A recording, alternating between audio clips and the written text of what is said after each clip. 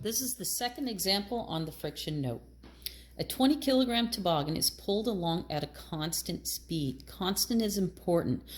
The fact that it's moving at a constant speed means the force you're pulling with it and the force of friction are equal. And that comes from Newton's first law of motion. So whenever you see constant speed, it means your applied force and your force of friction are equal. If they weren't equal, we'd have acceleration. That's Newton's second law. It says find Fg. So write down your given information. We know the mass is 20 kilograms. And we know the applied force. Force applied is 30 newtons. Fg, our formula, if you remember, is just simply mg. Mass is 20. G, we always know that's a constant. It's 9.8 newtons per kilogram. So we multiply by 9.8. And we end up with 196 newtons. 196 newtons. So part A is done. Let's move on to B part. B part says find the coefficient of friction.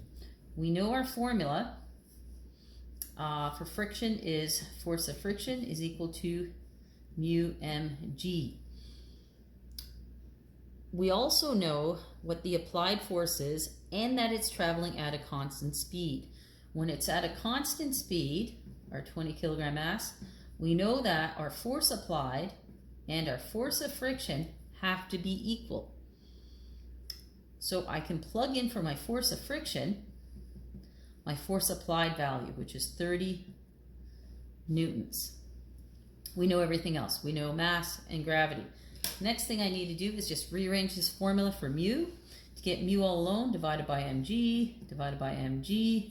Mg's cancel. I'm left with mu is equal to the force of friction divided by mg. So it'll be 30 divided by mg. I've calculated that already. It's 196. 196. Plug that into my calculator and I end up with 0.15. C part.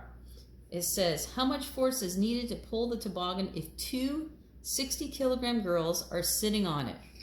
My given information has changed a little bit. My mass is different. If I think about this, the toboggan was 20 kilograms and both girls are 60, so my mass is 20 plus 60 plus 60, which will give me a total of 140 kilograms. I know what mu is. I calculated that in part B. Mu is 0.15.